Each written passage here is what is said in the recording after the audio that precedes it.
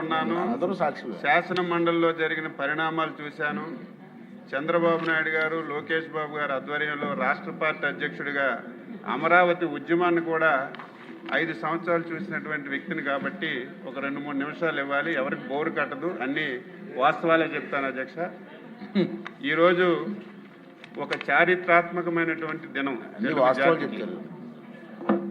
ఈ దినం ఒక ప్రత్యేకమైనటువంటి శాసనసభ పెట్టి ఆంధ్రప్రదేశ్కి రాజధాని గురించి ఒక నిర్ణయం తీసుకునే సభలో నన్ను మాట్లాడే అవకాశం కల్పించినటువంటి మీకు ముందు హృదయపూర్వకంగా ధన్యవాదాలు తెలియజేస్తున్నాను అధ్యక్ష. తెలుగు జాతి పుట్టినప్పటి నుంచి కూడా ఒక గౌరవప్రదమైనటువంటి జాతి అధ్యక్ష. ఎవరికి ఇబ్బంది పెట్టనటువంటి జాతి. ఈ దేశంలోనే ప్రపంచంలోనే ఒక అత్యంత గౌరవప్రదమైనటువంటి జాతి అధ్యక్ష. అయితే కోడి పిల్లలను మార్చుతున్నట్టుగా రాజధానుల విషయంలో మనకి మొదటి నుంచి కూడా మారుతూ వస్తున్న విషయాన్ని కూడా ఈ సందర్భంగా రాష్ట్ర ప్రజలకు తెలియజేస్తున్నాను.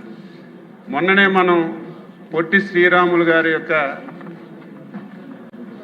శృతివనాన్ని నిర్మించుకొని ఆయన చేసినటువంటి త్యాగాలన్నీ కూడా గుర్తుపెట్టుకున్నాం. ఆ రోజు భాషా ప్రయుక్త రాష్ట్రాల గురించి ప్రాణాలు త్యాగం చేయటం వల్ల 53లో మేము పుట్టలేదు అధ్యక్ష. 71లో నేను పుట్టాను. 53లో ఏం జరిగింది కూడా తెలియదు. ఈ సందర్భంలో కొన్ని విషయాలు తెలుసుకొని మాట్లాడుతున్నాను అధ్యక్ష. 53లో తెలుగు జాతికి రాజధాని ఉండాలని కర్నూలులో తీసుకొచ్చారు. ఆ లోపలికి నేను పోను. తరువాత మళ్ళీ 56లో తెలంగాణతో కలిపి హైదరాబాద్ని రాజకీయాలు తీసుకొచ్చారు అధ్యక్ష. మళ్ళీ 2014 ఎలక్షన్ల ముందు మనకి ఇష్టం ఉన్నా ఇష్టం లేకపోయినా బలవంతంగా రాష్ట్రాన్ని విడదీసి ఏ విధంగా నష్టం చేశారో మనందరికి కూడా తెలుసు అధ్యక్ష.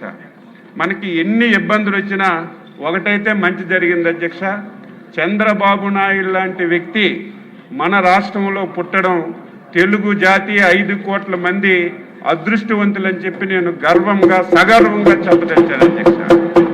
మనకి ఎన్నికల ముందు విభజన చేసిన తర్వాత ఆ రోజు రాజకీయ పరిస్థితులు మనందరికీ తెలిసినప్పటికీ కూడా తెలుగు జాతి 5 కోట్ల మంది ప్రజలు విచక్షణతో ఆలోచన చేసి చాలా నష్టపోయాం విభజనలో. ఈ నష్టాన్ని మళ్ళీ పూరించాలంటే, మళ్ళీ తెలుగు జాతి గౌరవంగా దేశంలో ప్రపంచంలో తలెత్తుకొని తిరగాలంటే చంద్రబాబు నాయుడు గారి వల్లే సాధ్యపడుతుందని చెప్పి ఆ ఎన్నికల్లో మనకి అధికారం ఇచ్చిన విషయాన్ని ఈ సందర్భంగా గుర్తు చేస్తున్నాను. దీనికి తోడు ఆ రోజు పవన్ కళ్యాణ్ గారు అధ్యక్ష నూతనంగా ఒక పార్టీ పెట్టారు. ఎన్నికల్లో పోటీ చేయకపోయినా చంద్రబాబు నాయుడు లాంటి వ్యక్తి రాష్ట్రానికి ఉంటే రాష్ట్రం బాగుపడుతుందని మనకి సపోర్ట్ కూడా చేశారు. ఆయనకు కూడా ఈ సందర్భంగా అభినందిస్తున్నాను అధ్యక్ష. అయితే మనం అధికారంలోకి వచ్చాం అధ్యక్ష. కొద్ది రోజులు హైదరాబాదులో అసెంబ్లీ నడుపుకున్నాం. ఆ రోజు కూడా నేను శాసనసభలో ఉన్నాను, మంత్రిగా ఉన్నాను. ఆ రోజు అనేక పరిణామాలు జరిగాయి. చాలామంది మాట్లాడారు. దాని జోలికి నేను పోవటం లేదు. ఆ రోజు ముఖ్యమంత్రి గారు అధ్యక్ష ప్రత్యేకంగా ఒక రోజు రాష్ట్ర రాజధాని, ఈ రాష్ట్రంలో ఉన్నటువంటి అన్ని ప్రాంతాల అభివృద్ధి జరగాలి, ఈ రాష్ట్రానికి ఒక క్లారిటీ క్లియర్గా ఇవ్వాలని 15 గంటల సేపు అధ్యక్ష ఒక్క విషయం మీదే శాసనసభ పెట్టి చర్చించిన విషయాన్ని నేను ఈ సందర్భంగా గుర్తు చేస్తున్నాను.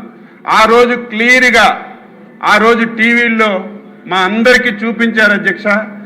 ఈరోజు రాజధాని అనేది ఈ రాష్ట్రానికి ఒక వనరుగా ఉండాలి. రాజధానిలో ఆదాయ మార్గాలు రావాలి. వచ్చినటువంటి ఆదాయం రాష్ట్రంలో అన్ని జిల్లాలకి అభివృద్ధి చెందాలని ఒక ధ్యేయంతో ఆ రోజు ఒక నిర్ణయం తీసుకొని ఆయన చివరి వరకు చెప్పలేదు అధ్యక్ష. శ్రీకాకుళం నుంచి మొదలుపెట్టి చిత్తూరు వరకు రేపు ఈ రాష్ట్రంలో ఏ జిల్లాలో ఏ కార్యక్రమాలు చేస్తున్నాం, ఏ పరిశ్రమలు తీసుకొస్తున్నాం, ఏ ఇరిగేషన్ ప్రాజెక్టులు మా హయాంలో పూర్తి చేస్తామని జిల్లాకి ఒక ప్రణాళిక ఇచ్చారు అధ్యక్ష. ఈరోజు నేను గర్వపడుతున్నాను. ఆ రోజైతే చూస్తే నమ్మశక్యం కాలేదు. కొత్తగా రాష్ట్రం 16,000 కోట్ల అప్పులు, ఇన్ని చేస్తామని చెప్తున్నారు. ఇది జరుగుతుందా?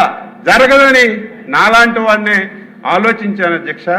కానీ ఆ రోజు హైదరాబాదు శాసనసభలో తీసుకున్నటువంటి ప్రతి నిర్ణయం కావాలంటే మీరు టీవీ చూపించండి. ఆ రోజు చంద్రబాబు నాయుడు గారు స్పీచ్ ఒకసారి వినిపించండి. ఆ రోజు ఏదైతే చెప్పారో ఈ రోజు అదే విధానంగా అన్ని జిల్లాలు కూడా అభివృద్ధి జరుగుతున్నాయి. నేను గర్వంగా తెలుగుదేశం పార్టీ సభ్యుడిగా ఈ శాసనసభలో చెప్పాను అధ్యక్ష. అయితే రాజధాని అన్ని ప్రాంతాలకి మధ్యలో ఉండాలని ఇక్కడ నిర్ణయం తీసుకున్నారు అధ్యక్ష. నిర్ణయం తీసుకొని తర్వాత అందరూ మాట్లాడారు. భూములు ఏ విధంగా తీసుకొచ్చారు, ఆ రోజు చట్టం ఏ విధంగా చేశారు, ఆ విధంగా చట్టం చేసి రాజధాని ఏ విధంగా అభివృద్ధి చేసి ముందుకు తీసుకెళ్లారు. మనం ఈ రోజు ఉన్నటువంటి సభ, శాసన మండలి, సచివాలయం ఏ విధంగా నిర్ణయించారు. ఎవరు ఆ సాహసం చేయరు అధ్యక్ష. 10 సంవత్సరాలు హైదరాబాద్లో ఉండడానికి అవకాశం ఉంది. ఇది ప్రతి ఒక్కరూ గుర్తుపెట్టుకోవాలి. హైదరాబాద్ వదిలి రావడానికి మాలాంటి వాళ్ళకు కూడా ఇష్టం లేదు. కానీ చంద్రబాబు నాయుడు గారు మన రాష్ట్రం నుంచే మనం పరిపాలన చేసుకుందాం, ఈ రోజు కాకపోయినా రేపైనా హైదరాబాద్ అని వదలాలని ఆ రోజు వచ్చారు అధ్యక్ష. విజయవాడ ఇరిగేషన్ గెస్ట్ హౌస్ని రాజధానిగా సచివాలయంగా మార్చుకొని రాత్రి బస్సులో ఉండి పనిచేసి ఇక్కడ ఇది నిర్మాణం చేసుకుని ముందుకెళ్ళిన విషయాన్ని ఈ సందర్భంగా గుర్తు చేస్తున్నాను అధ్యక్ష. శరవేగంతో పనులు అవుతున్నాయి. కలలు కన్నటువంటి రాజధాని మన కళ్ళ ముందే మనం చూస్తామని చాలా సంతోషపడ్డాం. 2019లో ఎన్నికలు వచ్చాయి అధ్యక్ష. నేను ఆంధ్రప్రదేశ్ రాష్ట్ర ప్రజలు తప్పు చేశారని శాసనసభలో చెప్తున్నాను. ఇది నా వ్యక్తిగతం, పార్టీకి సంబంధం లేదు, ముఖ్యమంత్రి గారికి సంబంధం లేదు. నేను ఆంధ్రప్రదేశ్ పౌరుడిగా చెప్తున్నాను. 2019వ సంవత్సరంలో ఆంధ్రప్రదేశ్ ప్రజలు తప్పు చేశారు అధ్యక్ష. ఎందుకు ఈ మాట అంటున్నానంటే 2019వ సంవత్సరంలో మళ్ళీ తెలుగుదేశం పార్టీ అధికారంలోకి వస్తే మనకి బాధలుంటాయా? ఈరోజు మళ్ళీ తీర్మానం చేసుకునే అవసరం వస్తుందా? రాజధాని గురించి మళ్ళీ ఇన్ని ఇబ్బందులు పడే అవసరం వస్తుందని నేను అనుకుంటున్నాను అధ్యక్ష. అయితే ప్రజాస్వామ్య వ్యవస్థలో గెలుపు ఓటములు సహజం. ఓడిపోవచ్చు ప్రజల్ని ఓటు వేయకపోతే. అయితే నేను ఎందుకు బాధపడుతున్నాను అధ్యక్ష? నేను 6 సార్లు ఎమ్మెల్యే, ఎంతోమంది ముఖ్యమంత్రులు చూశాను. గతంలో చంద్రబాబు నాయుడు గారు కూడా ముఖ్యమంత్రిగా చూశాను. కానీ 2014-19 ఆంధ్రప్రదేశ్ రాష్ట్రానికి ఒక స్వర్ణయుగం అధ్యక్ష. మీరు కూడా ఉన్నారు. లోకేష్ బాబు గారు పంచాయతీరాజ్ మినిస్టర్గా కూడా ఉన్నారు. ఈ 5 సంవత్సరాలు ఈ రాష్ట్రంలో జరిగినటువంటి అభివృద్ధి కానీ, ఈ రాష్ట్రంలో మనం అందించినటువంటి సంక్షేమం కానీ ఆంధ్రప్రదేశ్ చరిత్రలో ఎప్పుడూ చేయలేదు అధ్యక్ష. ఎంత చేసినా సరే ఎందుకు ఓడించారని బాధపడ్డాం, భయపడ్డాం. పోనీయాలు కానీ ఎవరో కొత్తగా ఆకాశం నుంచి దిగొచ్చి ఒక రాజకీయ పార్టీ పెట్టి నేను అది చేస్తాను ఇది చేస్తానని నమ్మిస్తే ప్రజలు ఓట్లేశారంటే నేను హర్షిస్తాను అధ్యక్ష. ప్రజాస్వామ్యంలో అది సహజం. కానీ తండ్రి అధికారాన్ని అడ్డం పెట్టుకొని 1,00,000 కోట్లు దోచుకొని 16 సంవత్సరాలు జైల్లో ఉన్నటువంటి ఒక దొంగకు ఓటేశారే, అది నాకు బాధ, ఆవేదన కలుగుతుంది అధ్యక్ష. కానీ ప్రజాస్వామ్యంలో ఓటేశారు, అధికారాన్ని ఇచ్చారు, ముఖ్యమంత్రిగా బాధ్యతలు స్వీకరించారు. ఏం చేయాలి? ఈరోజు ప్రభుత్వం అంటే ఒకళ్ళ ఆస్తి, ఒకళ్ళ సొంతమా? కంటిన్యూషన్ ప్రాజెక్ట్ అధ్యక్ష. ఈరోజు జగన్మోహన్ రెడ్డి ఏదైనా చేస్తే అది మంచి ఉందంటే మనం కొనసాగించాం, ప్రజలకు ఉపయోగపడుతుందంటే దాన్ని మనం పూర్తి చేసి ప్రజలకు అంకితం చేశాం. కానీ దుర్మార్గుడు ఈ మాట అనకూడదు, కానీ అనక తప్పడం లేదు అధ్యక్ష. కష్టాల్లో బాధల్లో రైతులు 34,000 ఎకరాలు ఇచ్చి మా బతుకులు బాగుంటాయి, ఆంధ్ర రాష్ట్రానికి ఒక రాజధాని ఇస్తాం. దేశంలో అనేక నగరానికి రాజధానులు ఉన్నాయి అధ్యక్ష. హైదరాబాద్ ఉంది తెలంగాణకి, బెంగళూరు ఉంది కర్ణాటకకి, చెన్నైకి మద్రాసు ఉంది, ముంబై ఉంది. పెద్ద పెద్ద రాజధానులు ఉన్నాయి అధ్యక్ష. మనం ఏం తప్పు చేశాం? హైదరాబాద్ పోయిందని అర్థం కాదు, దానికి మించిన రాజధాని నిర్మించుకోవాలి, భావి తరాలకి మంచి చేయాలని ఒక శిల్పిలాగా కష్టపడి పనిచేస్తే దుర్మార్గుడు వచ్చి ఈ రాష్ట్రాన్ని ఏ విధంగా నాశనం చేశాడో చెప్పవలసిన అవసరం లేదు అధ్యక్ష. నాకు బాగా గుర్తు అధ్యక్ష, డిసెంబర్ 17 అందరూ వాళ్ళే, మేము 22 మందిని గెలిచాం. అందులో ఒకలో ఇద్దరు రాకపోతే 16-17 మంది రోజు వచ్చేవారు. ఆ రోజు షార్ట్ డిస్కషన్ పెట్టారు అధ్యక్ష.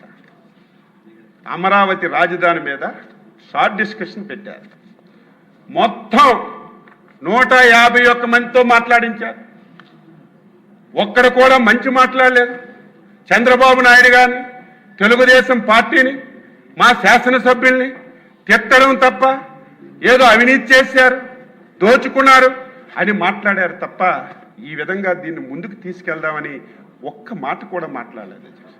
మా నాయకులు లేచారు, నేను సిద్ధంగా ఉన్నాను, అవినీతి ఆరోపణలు చేస్తున్నారు, మీరు ఏ ఎంక్వైరీ చేయండి, నేను కానీ నా పార్టీ కానీ మా శాసనసభ్యులు కానీ ఏది చెప్పినా మీరు యాక్షన్ తీసుకోండి, కానీ ఈ పేరుతో మీరు ఆంధ్ర రాష్ట్రాన్ని అన్యాయం చేయొద్దు, తెలుగు జాతికి అన్యాయం చేయొద్దని నెత్తి నోరు కొట్టుకొని ఆ 17వ తారీఖున మేమందరం మాట్లాడాం అధ్యక్ష. మమ్మల్ని బలవంతంగా చంద్రబాబు నాయుడు గారితో సహా డిసెంబర్ 17న మమ్మల్ని సస్పెండ్ చేసి బయటికి పంపించారు అధ్యక్ష. ఆ రోజు బయట టీవీలో చూసాం. ఆ రోజు ముఖ్యమంత్రి గారి ప్రసంగం మొత్తం ఆయన కూడా ఉదయం నుంచి జరిగింది ఏదైతే ఉందో అదే మాట్లాడాడు. పోనీ ఏదో మాట్లాడుతున్నాడు కదా అనుకుంటే చివరికి ఒక మాట అన్నాడు అధ్యక్ష, ఈ రాష్ట్రానికి రేపు భవిష్యత్తులో 3 రాజధానులు ఉంటే తప్పేంటని. ఏదో సౌత్ ఆఫ్రికా, నాకు ఆ దేశం గుర్తులేదు కానీ ఒక దేశం పేరు చెప్పి అక్కడ 3 రాజధానులు ఉన్నాయి కదా, ఇక్కడ పెడితే తప్పేంటి అనుకున్నాను. ఆ రోజు ప్రసంగించారు, నేను టీవీల్లో చూశాను. ఇదేదో అనుభవం లేనివాడు, ఇదేదో ఎమోషన్తో మాట్లాడాడు అని చెప్పి నేను అనుకున్నాను. ఆ మాట నేను అనడానికి నాకు ఇష్టం లేదు అధ్యక్ష. కానీ ఇది రాజ్యాంగంలో జరుగుతుందా? ఇది అమలు చేయడం అంత సాధ్యమా? ఎందుకు ఈ మాటలు మాట్లాడాడని ఆ రోజు చాలా ఆందోళన చెందాం అధ్యక్ష. ఆందోళన చెంది ఆ రోజు తెల్లవారిసరికి బాబు గారి దగ్గరికి వెళ్తే ప్రెస్ మీట్ పెట్టి మొత్తం చెప్పాము. ఆ రోజు ఈ వివాదానికి తెరలేపాడు అధ్యక్ష.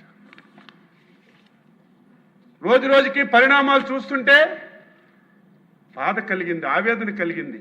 ఇదేదో పిచ్చోడు మాటలు అనుకున్నాం, కానీ ఈయనకు అవగాహన లేదు. కనీసం ఈయనకు అవగాహన లేకపోయినా ఆయన దగ్గర ఉన్నటువంటి సీనియర్ మంత్రులకు లేదా, సీనియర్ ఆఫీసులకు లేదా, ఒక మాటైనా చెప్పలేరా? ఇది సాధ్యం కాదు, కాదు కాదు, ఇది ఒక రాష్ట్రమే కాదు, దేశంలో అన్ని రాష్ట్రాల మీద ఈ ప్రభావం పడుతుందని ఒక్కడు కూడా చెప్పకపోతే ఆయన చెప్పిన దానికే తానా తందానంటూ ముందుకెళ్లారు అధ్యక్ష. అధ్యక్ష, జనవరి 20 అధ్యక్ష శాసనసభలో బిల్లు పెట్టారు. ఆ రోజు కూడా మీలాగా మేము భయపడలేదు, పారిపోలేదు. తెలుగు జాతి గురించి, 5 కోట్ల మంది ప్రజల గురించి సంఖ్యాబలంతో సంబంధం లేదు.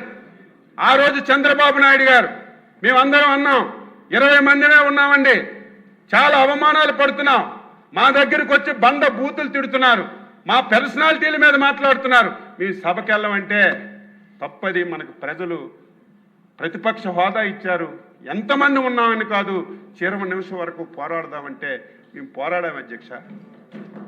ఆ వేళ 20వ తారీఖు అధ్యక్ష 3 రాజధానుల బిల్లు, అదేవిధంగా డీలిమిటేషన్ ఏదైతే జరిగిందో దాన్ని చట్టాన్ని రద్దు చేసి మొత్తం విషయాలుగా ఈ రాష్ట్రాన్ని బాగు చేద్దామని ఒక బిల్లు తెచ్చారు అధ్యక్ష. మేము అపోజిషన్లో ఉండి మేము వ్యతిరేకించి, బాబు గారు అయితే చాలా గట్టిగా మాట్లాడారు. మమ్మల్ని ఆ రోజు సస్పెండ్ చేశారు అధ్యక్ష. మీకు చెప్పాలి, ఆ రోజుకే 3 సార్లు ముఖ్యమంత్రిగా చేసిన వ్యక్తి, 15 సంవత్సరాలు ప్రతిపక్షంగా నాయకుడిగా వ్యవహరించిన వ్యక్తిని బయటికి మమ్మల్ని ఈడ్చుకెళ్ళి అధ్యక్ష. ఒక డొక్కు బస్సు అధ్యక్ష, డొక్కు బస్సు, ఆ బస్సుకు టైర్లు ఉన్నాయో తెలియదు, అంత దరిద్రమైన బస్సులో మమ్మల్ని ఎక్కించి ఇక్కడ 4 గంటలకు ఎక్కించారు అధ్యక్ష. రాత్రి 11 గంటల వరకు ఎక్కడ తిప్పారో లేదు, ఎటువైపు వెళ్తున్నామో తెలియదు. మొత్తం అడవుల్లో మొత్తం ఒళ్ళంతా ఫుల్ అయిపోయి అధ్యక్ష. రోడ్లు లేవు, అటు ఇటు తిరిగి రాత్రి 11 గంటలకి మాకు మళ్ళీ అక్కడ దించారు అధ్యక్ష. ఇది చాలా దారుణమైనటువంటి సంఘటన. ఇక్కడ అయింది అధ్యక్ష. మా పోరాటం చేసాం, ఆ రోజు నుంచి రైతులు పోరాటం చేశారు, దాని జోలికి పోవక్కర్లేదు అధ్యక్ష. ఆ రోజు చట్టం అమలు కావాలంటే శాసన మండలి కీలకం అధ్యక్ష. నాకు తెలిసి సంఖ్యాదళంలోకి నేను వెళ్ళగానే 58 మంది ఎమ్మెల్సీలు ఉంటే వాళ్ళు 8 మందే ఉన్నారు అధ్యక్ష. మిగతా వాళ్ళందరూ తెలుగుదేశం, మిగతా పార్టీలు ఉన్నాయి. 21 ప్రజాస్వామ్యానికి ఒక చీకటి రోజు అధ్యక్ష. అది నాకు తెలిసి ఎప్పుడు ఏ రాష్ట్రంలో ఇటువంటి పరిణామాలు జరగలేదు.